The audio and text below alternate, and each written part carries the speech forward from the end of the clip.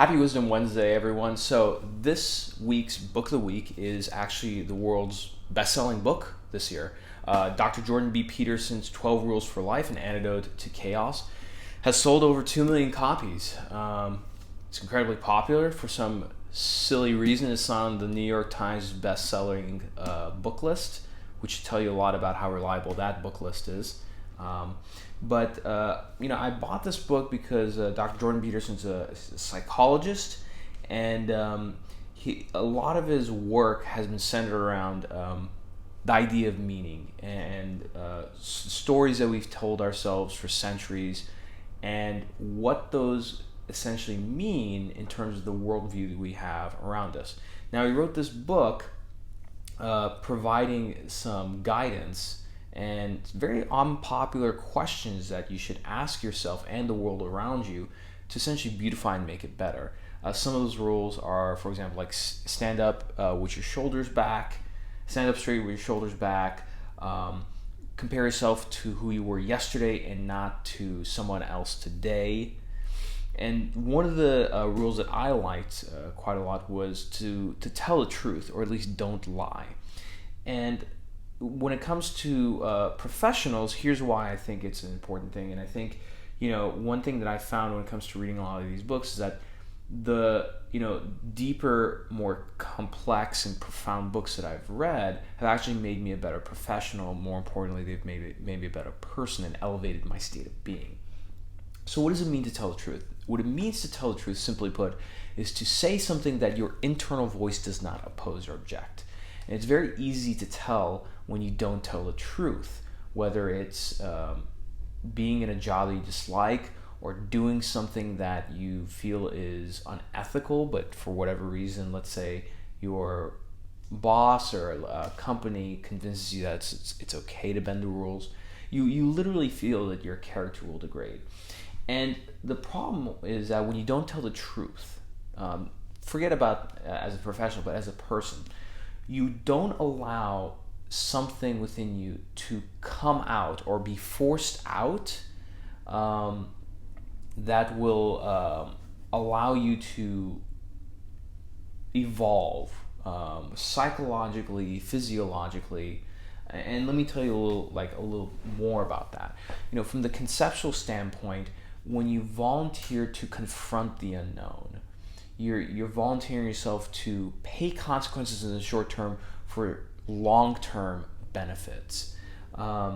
You're looking to take new information, and challenge the model of thinking that you already have in your head. The problem with the rational mind is that it quickly elevates things that it feels are true and then starts to believe that they're absolute truths, and that's a dangerous thing.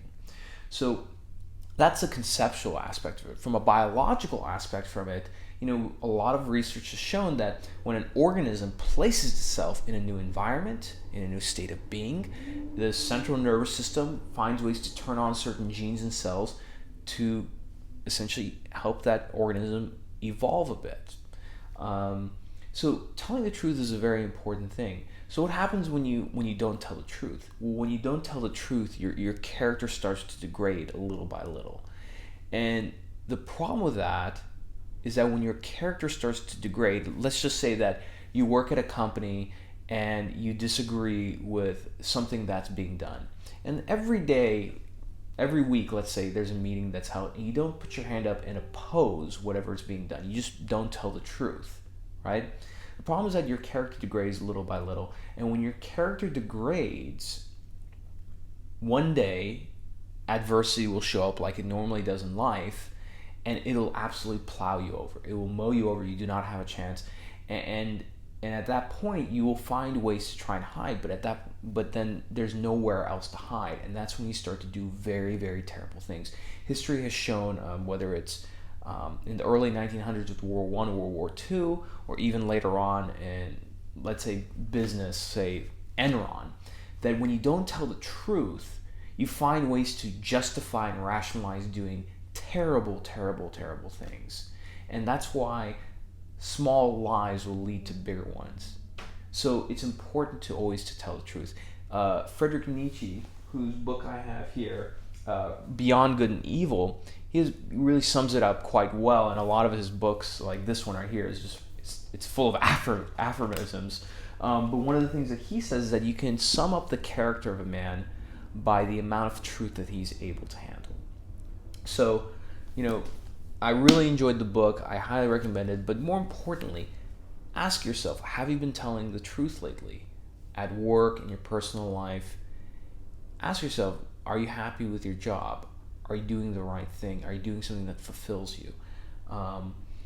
Because the closer you get to the truth, you're looking for new informations to challenge the models that already exist in your head, and the way that you look at the world.